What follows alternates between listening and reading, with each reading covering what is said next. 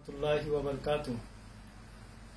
যে সমস্ত ভাইয়েরা উমরা করার জন্য ইচ্ছা করেন তাদের সুবিধার্থে আমি সংক্ষেপে উমরার নিয়মটা দেখানোর চেষ্টা করব।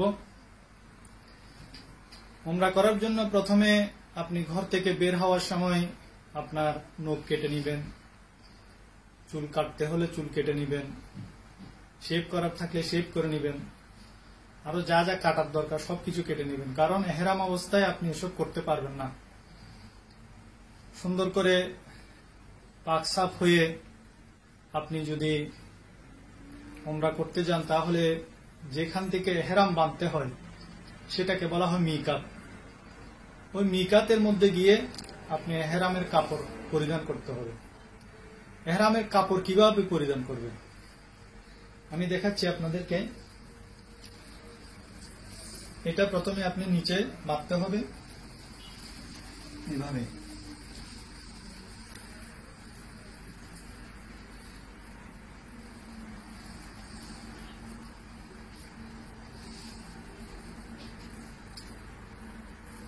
এভাবে বাঁধবেন নিচে লুঙ্গির মতো করে।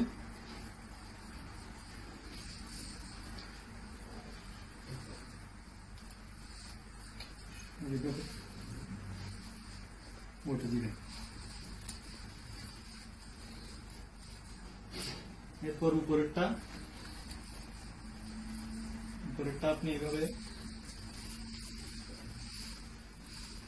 পাশেরটা একটু বেশি রাখবেন, ডান পাশেরটা বাম হাতের উপরে রাখবেন।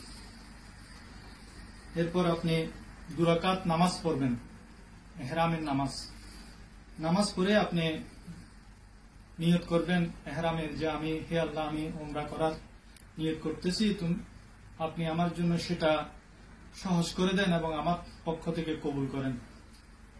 এই নিয়ত করার পর আপনার উপর মূলত উমরা অবস্থায় এহরাম অবস্থায় যে সমস্ত কার্যাবলী নিষেধ সেটা আপনার উপর কি হয়ে গেল, লাজিম হয়ে গেল। এখন আপনি এহরাম নিয়ত করার পর আপনি টুপি পরতে পারবেন না, আতর লাগাতে পারবেন না, নখ কাটতে পারবেন না, শু পরতে পারবেন না, মোজা পরতে পারবেন না, সেলাই করা কাপড় পরতে পারবেন না, সাবান ইউজ করতে পারবেন না, খুশবু ইউজ করতে পারবেন না। সুতরাং আপনি শুধু উপরের এই কাপড়টা, নিচের এই কাপড়টা ছাড়া আপনার শরীরে আর কোনো কাপড় থাকবে না। এমনকি আপনি চিরুনি দিয়ে দাড়ি চুল এসবও আঁচড়াতে পারবেন না। কারণ এখন আপনার উপর এই এহরাম অবস্থায় যে সমস্ত কার্যাবলী করা নিষেধ সেগুলো আপনাকে অবশ্যই পালন করতে হবে। এরপরে আপনি তালবিয়া পাঠ করবেন, লাব্বাইক আল্লাহুম্মা লাব্বাইক লাব্বাইক লা শারীকা লাক লাব্বাইক ইন্নাল হামদা ওয়ান নি'মাতা লাক ওয়াল মুলক লা শারীকা লাক। এই তালবিয়াটা পাঠ করবেন। তালবিয়া পাঠ করার পর থেকে আপনার এহরামের কার্যাবলী শুরু হয়ে গেলে এহরাম অবস্থায় যে সমস্ত কাজ নিষেধ সেগুলো থেকে বেঁচে থাকা আপনার জন্য খুবই জরুরি। মনে রাখবেন আপনি তালবিয়া পড়তে পড়তে হেরেম শরীফের দিকে যাবেন, মক্কা শরীফের দিকে। মক্কা শরীফ যাওয়ার পর আপনি প্রথমে হোটেলের মধ্যে, যে কোনো একটা হোটেলের মধ্যে হয়তো আপনাকে নিয়ে যাবে, সেখানে আপনি আপনার ব্যাগগুলা সুন্দর করে রেখে যদি প্রয়োজন হয় আপনি ওযু করতে পারেন, আবার গোসল করতে চাইলে গোসল করতে পারেন। এরপরে আপনি কিছুক্ষণ বিশ্রাম নিয়ে আপনি মক্কা কাবাঘরের দিকে রওনা হবেন। কাবাঘরের যাওয়ার পর মসজিদে হারামের মধ্যে ঢুকার সময় আপনি এতেকাফের নিয়ত করবেন, নাওয়াইতুস সুন্নাতুল এতেকাফ। এভাবে আপনি নিয়ত করতে পারেন, অর্থাৎ আমি সুন্নত এতেকাফের নিয়ত করতেছি। এই নিয়ত করে আপনি মসজিদে হারামের মধ্যে ঢুকবেন। এরপরে ভিতরে গিয়ে দেখবেন আপনি কাবাঘরের উপর দৃষ্টি করার সাথে সাথেই যে দোয়া করা হয় সেটা কবুল হয়। প্রথমে আপনি কাবাঘর দেখে আল্লাহু আকবার আল্লাহু আকবার আল্লাহু আকবার লা ইলাহা ইল্লাল্লাহ লা ইলাহা ইল্লাল্লাহ লা ইলাহা ইল্লাল্লাহ পড়বেন। এরপর এক পাশে দাঁড়িয়ে আপনি আপনার ইচ্ছা মতো দোয়া করবেন। এরপর আপনি কাবাঘরের যেখানে তাওয়াফ করা হয় সেখানে পৌঁছে দেখবেন হাজর আসওয়াদ কোন কোনার মধ্যে আছে। ওই হাজর আসওয়াদের দিকে যেতে থাকবেন। আপনার হাজরে আসওয়াদ যেখানে অবস্থিত তার উল্টো দিকে দেখবেন একটা সবুজ বাতি আছে। সে বাতির সামান্য আগে দাঁড়িয়ে আপনি তাওয়াফের নিয়ত করবেন যে হে আল্লাহ, আমি তাওয়াফের নিয়ত করতেছি, আপনি আমার পক্ষ থেকে এই তাওয়াফ সহজ করে দেন এবং আমার জন্য এই তাওয়াফ কবুল করে নেন। এভাবে আপনি নিয়ত করে হাজরে আসওয়াদের দিকে ফিরে দুই হাত তুলে এভাবে বিসমিল্লাহ আলহামদুলিল্লাহ আল্লাহু আকবার আসসালাতু ওয়াসসালামু আলা রাসূলিল্লাহ বলে হাতে চুমু দিবেন।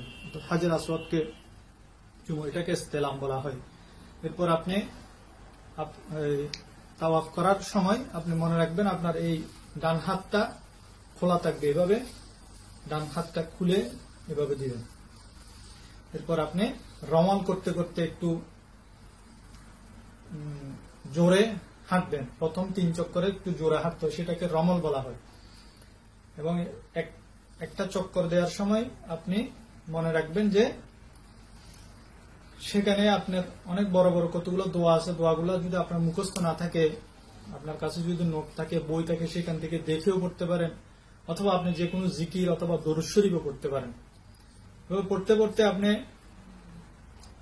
রুকনে ইয়েমেনি যেখানে আছে হাজরে আসওয়াদ এবং আগের যে কর্নারটা, রুকনে ইয়েমেনি থেকে গিয়ে হাজরে আসওয়াদ পর্যন্ত এই জায়গাতে 70,000 ফেরেশতা থাকেন যারা তাওয়াফ করে তাদের জন্য তাদের দোয়ার সাথে আমিন বলে, সেটা দোয়া কবুল হওয়ার জায়গা। সেখানে আপনি আপনার ইচ্ছা মতো সবার জন্য, নিজের জন্য নিজের ভাষায় দোয়া করবেন। এবং বিশেষ করে রব্বানা আতিনা ফিদ দুনিয়া হাসানাতাও ওয়া ফিল আখিরাতি হাসানাতাও ওয়া কিনা আযাবান নার, এই দোয়া করতে করতে যখন আপনি আবার হাজরে আসওয়াদ পর্যন্ত পৌঁছবেন, আবার হাজরে আসওয়াদের দিকে ফিরে বিসমিল্লাহ আলহামদুলিল্লাহ আল্লাহু আকবার ওয়াসসালাতু ওয়াসসালামু আলা রাসূলিল্লাহ বলে এভাবে চুমু দিবেন। হাজরে আসওয়াদকে ইশারা করে চুমু দিবেন। এরপর আবার আপনি তাওয়াফ শুরু করবেন রমল করে করে, একটু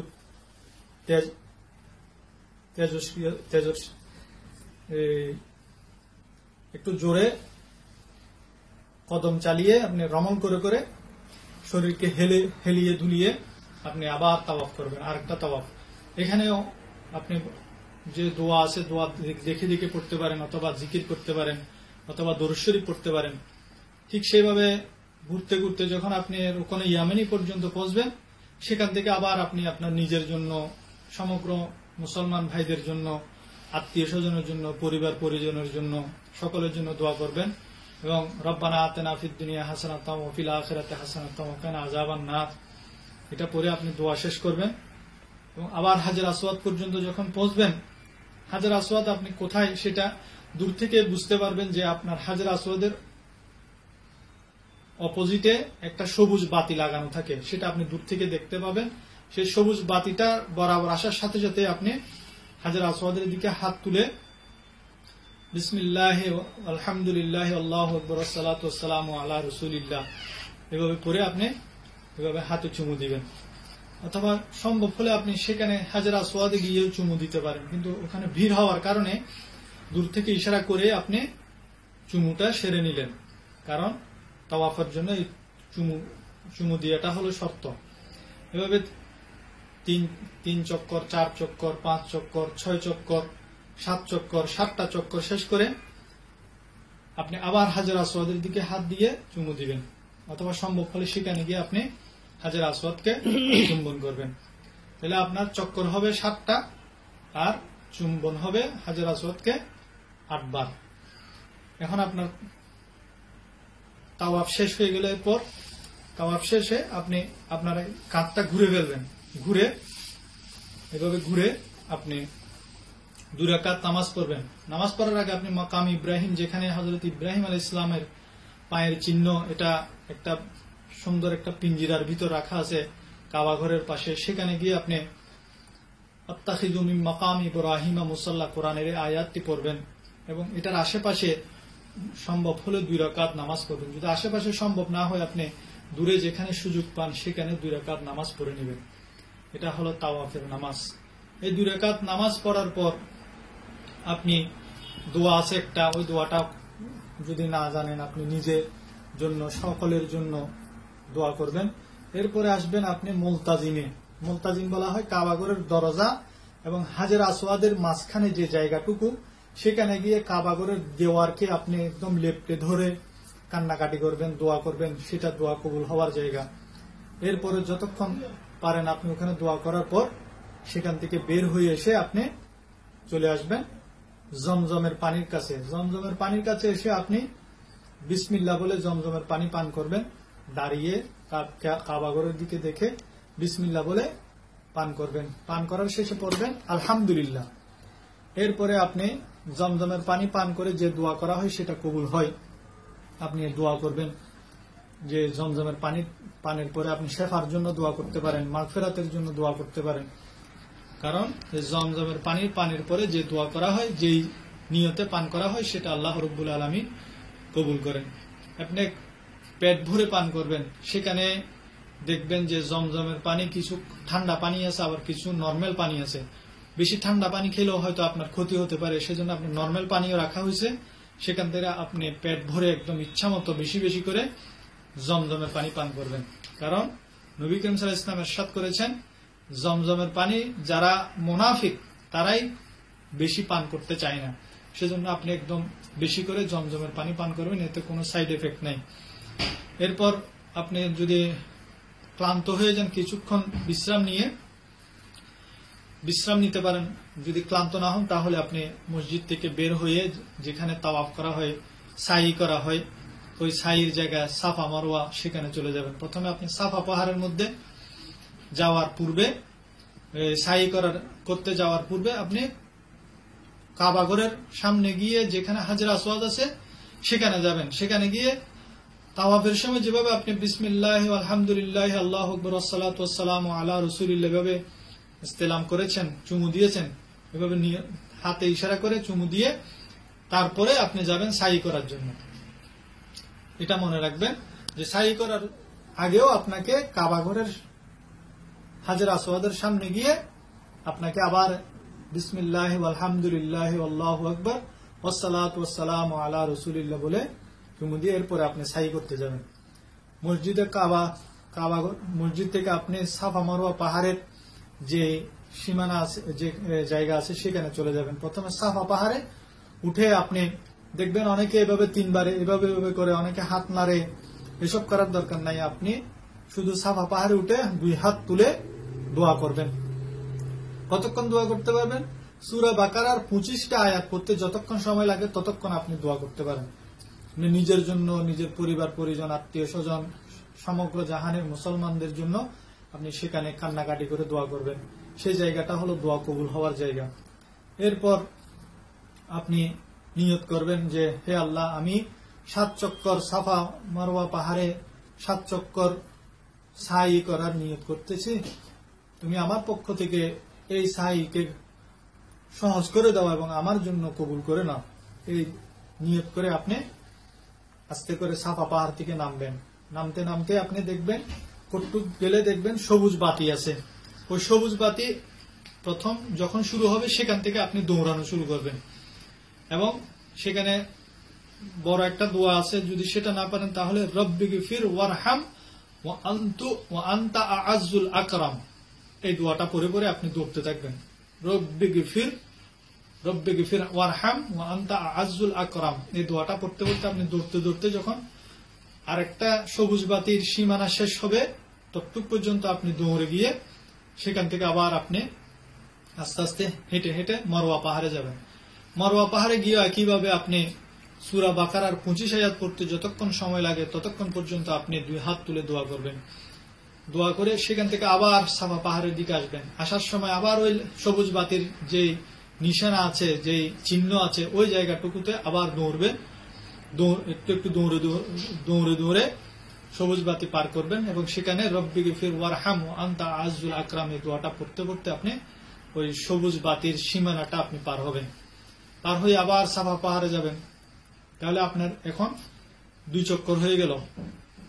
সাফা থেকে প্রথমে মারওয়াতে গেছেন 1 চক্কর, মারওয়া থেকে সাফা 2য় চক্কর, আবার সাফা থেকে মারওয়া 3য়, মারওয়া থেকে সাফা 4র্থ, সাফা থেকে মারওয়া 5ম, মারওয়া থেকে সাফা 6ষ্ঠ, সাফা থেকে মারওয়া 7ম।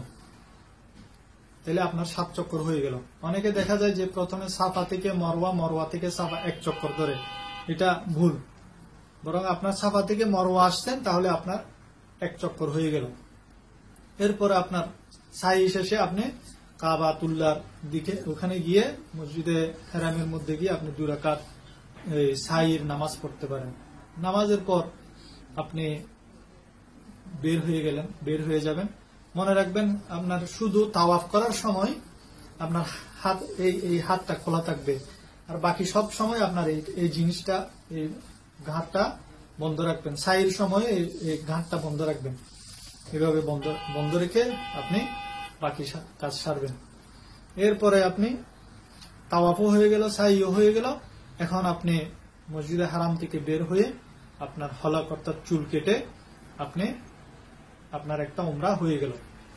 এরপর যদি বাকি আপনার পরবর্তীতেও দ্বিতীয় উমরা, তৃতীয় উমরা এভাবে করতে চান, করতে পারেন।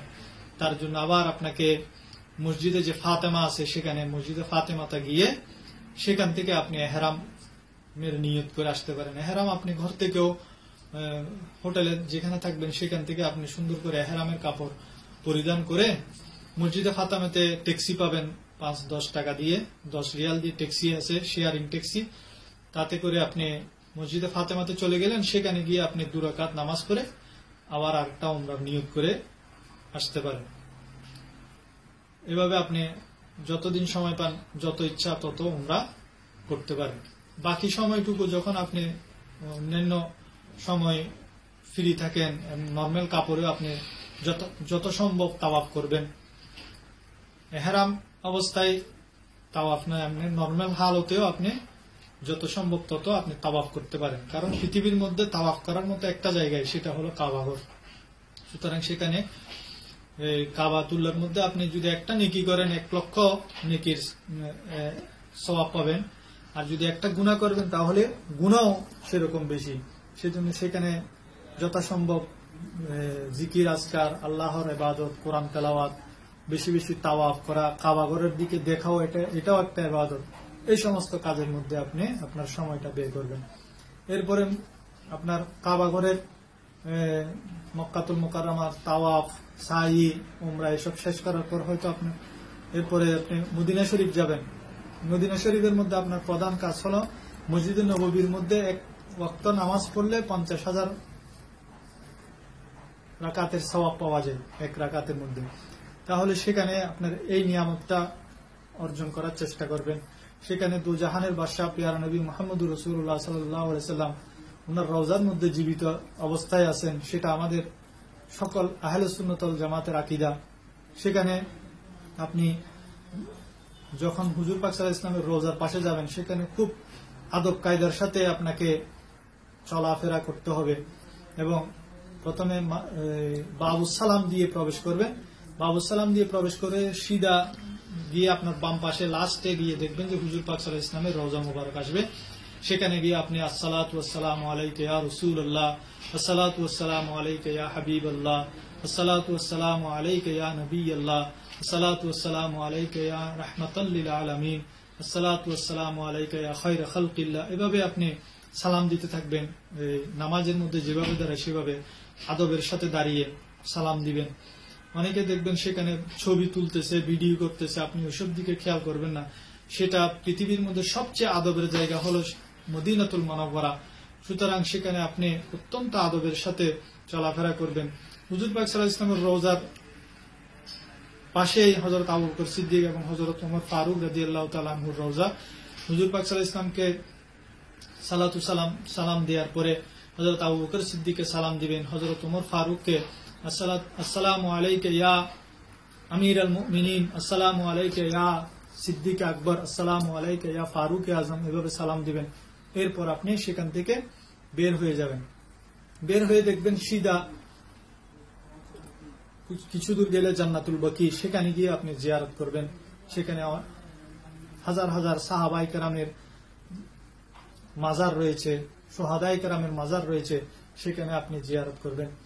এবং মসজিদে নববীর মধ্যে যে জায়গাটুকুকে হুজুর পাক সাল্লাল্লাহু আলাইহি সাল্লাম জান্নাতের টুকরা বলেছেন, সেটা একটা সবুজ কার্পেটে আছে। সেখানে 2 রাকাত নামাজ পড়ার জন্য চেষ্টা করবেন এবং 5 ওয়াক্ত নামাজ পড়ার সময় ওই জায়গাতে বসে পড়ার চেষ্টা করবেন।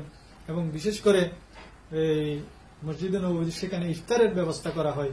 যদি আপনি মদিনা শরীফ যান, সেখানে আপনি যদি সম্ভব হয় রোজা রাখার চেষ্টা করবেন। যে আল্লাহ রাব্বুল আলামিন আহকামুল হাকিমিন সহি শুদ্ধভাবে আপনাদের উমরা করার তৌফিক দান করুক। আসসালামু আলাইকুম ওয়া রাহমাতুল্লাহি ওয়া বারাকাতুহু।